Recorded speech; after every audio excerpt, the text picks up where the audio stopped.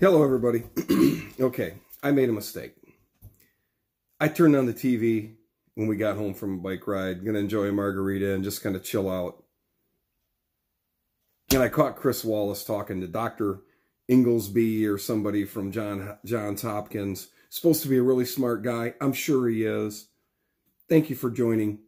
Thank you so much for subscribing and viewing this. Please share. If you find this content useful, please share it with somebody.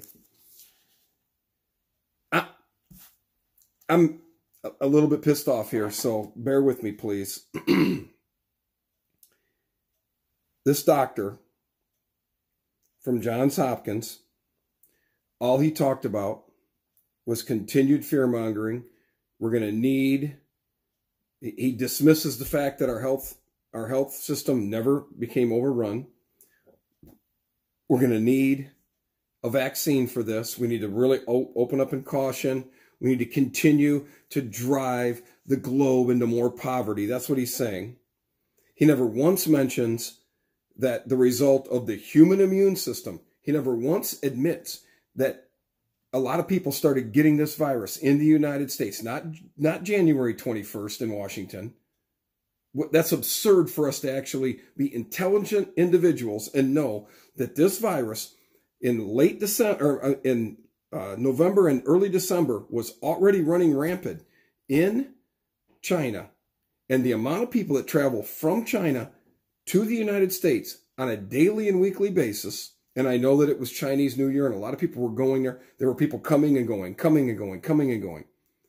One of the big reasons why New York got hit so bad, it's large metropolitan international airports, all right there with a large Chinese cultural presence. This doctor never once admitted that our human immune systems have done a great job for those of us who are strong. And it's just, for the most part, taking the older underlying conditions. And again, not a lack of empathy here. I have a lot of family still alive with some underlying conditions that are older. This virus may or may not take them, but it's not the government's fault. But poverty is going to take a lot of people. I mentioned it to you earlier today. I don't agree with the UN very often, but if the UN says that 250 million people are going to die globally because of the cure, that's 250 million people because of the cure, because we're not working.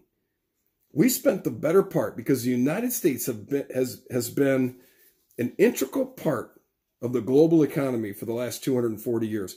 We spent the better part of the last 200 plus years being the number one aspect, especially over the last 120 years, of the global economy, a driver. We've pulled more people because our prosperity and our generosity has pulled more people out of poverty, improved living conditions, which improves life expectancy. I'll give you one example. This doctor has failed to even mention in that interview. I'll point it out to you. I encourage you to do your own research. The flu vaccines that everybody seems to, well, a lot of people seem to want to get, and they are pushing even for babies. I think it's something called the number 7 and the number 13. Guess what? Science has been removed from that FDA protocol because they didn't do a double-blind study. They never even did a controlled blind study, because for the number 7, they didn't have a control group, and for the number 13, the 7 was the control group. Look it up. Science has been taken out of the scientific equation when it comes to big pharma and what these university-driven hospitals and the FDA and the CDC and all of these programs that are telling us. I encourage you, please do your research. What we do know, though, because what they told us was 5 million Americans were going to die, then it was 2.5 million Americans, then it was 1 million Americans, and then it was 650,000 Americans, then it was 250,000 Americans. We may have Americans die. We may. But we were supposed to bend the curve, give up our liberties so that the hospitals would not become overrun, overwhelmed. It never happened. Maybe in one place for a moment. Medical malpractice is the third leading cause of death in the United States. I've seen it on a billboard, and then I've also seen it in other things that I've researched. Medical malpractice. And we know that between 70 and 90% of the people that have been hospitalized with the COVID-19, the CCP virus, and placed on a ventilator, oh, and by the way, if a hospital admits a COVID-19 patient, they get an extra $8,000 to $10,000. If they put them on a respirator or ventilator, they get an extra $35,000. Not my words. It's a representative from the Minnesota. He is a doctor as well as a representative. Those were his words. I can only trust that he's correct. I've heard multiple other people refer to when money and medicine gets cloudy, ethics and morals get cloudy. I can only infer that they're speaking to this. Between 70 and 90% of the people that were placed on vents in New Orleans died anyway. Then why do we need the vents? The New York University ICU doctor that did the YouTube, that may have even been taken down now, look it up, see if you can still find it. And he just said, we're drowning the patients in their own, they're not able to absorb the oxygenated air that we're putting into their lungs through the vents and the respirators. We are drowning them. Medical malpractice on a regular basis, year in and year out, is the third leading cause of death in the United States. How many COVID-19 tested positive for, went into the hospital, is a result of medical malpractice? That's a question. That's a legitimate question. This doctor never brings it up, not once. We know that poverty kills. Now, I don't agree with the UN very often. I mentioned it this morning. 250 million people dying. We need to get this economy going again. Many more people will die. Not from the virus, but from the cure if we don't get going. The U.S. is number one, and the number one most vaccinated country in the world. The U.S. is also number one in increases of all developed countries in a lot of weird stuff that's bad, like peanut allergies and autism and cancer and a whole lot of other bad stuff. This would be a much longer podcast for me to give you all of the things that we lead the world in. And we're the most vaccinated country in the world. And yet, in a lot of ways, I mean, we know that our life expectancy has decreased for the first time in a long time. We're not, from that standpoint, the healthiest. And you know, I mentioned earlier, because in the United States, we've been, in my opinion, I think I have a lot of data to support this, we've been creating a predisposition of all of our kids for the last 30, 40 years to be drug addicts with children's Tylenol and children's Motrin and children's Benadryl. It's okay if your baby's crying for 24 hours after its vaccination shot. That's normal. Give them some children's Tylenol, some acetaminophen. I never went to medical school. I don't want to go to medical school. I don't want to have anything to do with a lot of what they're subscribing to now. Let's get back to some medicine. Let's get back to things that we know work, that didn't come from and is approved by the FDA. We must not allow our government, the bureaucracy or our elected officials, to rush or fast track a vaccine for this. We never got a vaccine for SARS-CoV-1. We never needed to. It's almost disappeared. Not to say that it won't come back. We continue to vaccinate for the flu, H1N1, H1N2, H1N3. There's H2N1, H2N2. There's so many different combinations of the flu. And if you take the flu shot, I've never taken a flu shot. I don't know that I ever will. I've got a question here towards the end, and I'd like it answered. We must allow our immune systems to work. Do not allow our government, because it's looking like it's mandatory vaccination for COVID-19. That's what it's looking like. The CCP virus is going to require that we have to be vaccinated. Now, maybe I can still drive in the continental United States. I can't leave the borders. Maybe. Maybe not. Maybe before I can leave my state or my county, I might have to have my paperwork in order. We'll see. We need to stop this now. We must be a louder voice of reason based on facts. There is so much information out there. There is an ever-increasing army of medical doctors and DOs and medical researchers that have attempted to be silenced, but through channels like this, their voice is to be heard. Please go to the intellectual dark web. Look this stuff up. There's a lot of stuff still just on YouTube. I've shared a few with family and friends on the truth about vaccinations 2020. Look that up. It's a series that's been done. Very high level, competent, but silenced otherwise. Mainstream media is not interviewing these people. Doctors that are explaining to any of us that are willing to listen exactly what the truth is.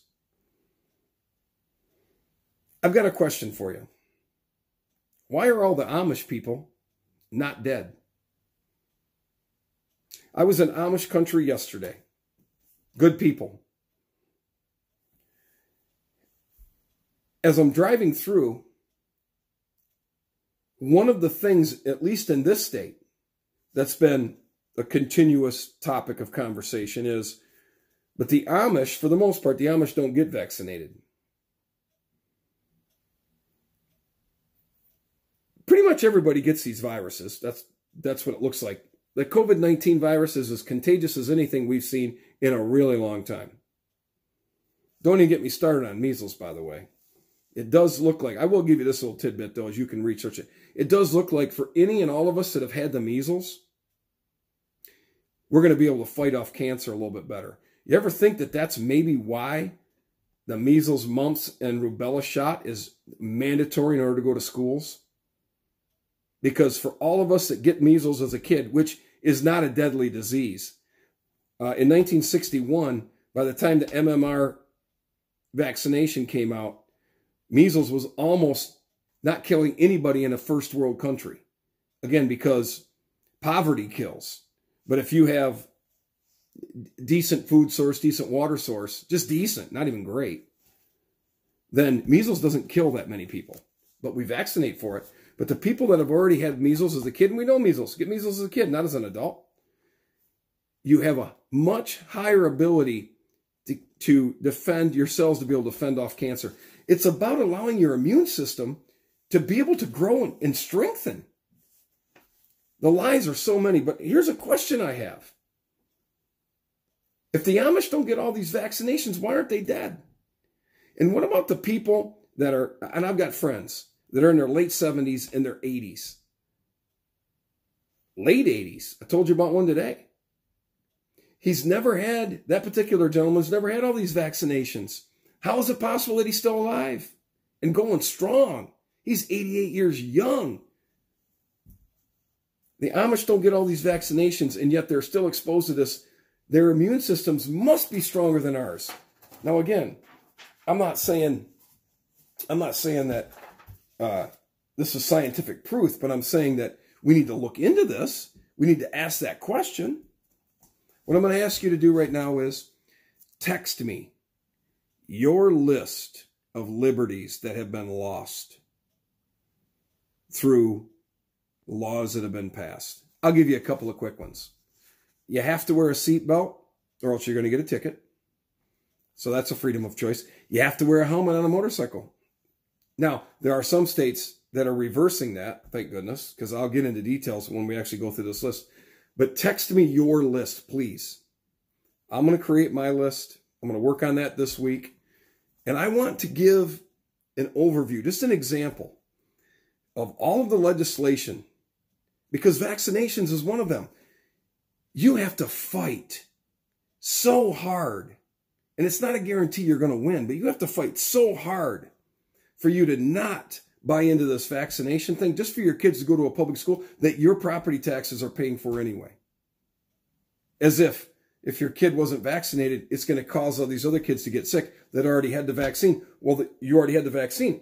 Why do you worry about my kid being sick? Do you realize? Free will. I want to be able to decide what I can do, put into my body, and then when I consult my doctor, I want to be able to decide with that doctor what's best for me. I don't want the government and a bureaucratic system to tell me. And I certainly don't want the government telling me as a parent or a grandparent what my kids have to or do not have to do, especially with our body. Please send me that list.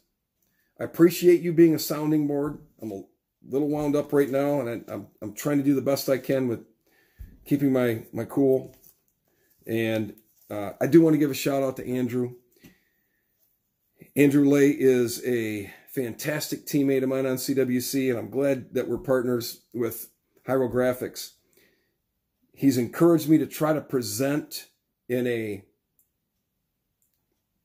more balanced way, one that can have supportive facts. And I'm trying to do, based on his encouragement, I'm trying to do a better job of giving you the information without being so matter-of-factly. To try to say, hey, here's an example. Why don't we do this? Why don't we prescribe to this analogy? Let's take a look at it from this aspect. So I'm trying to do a better job with that.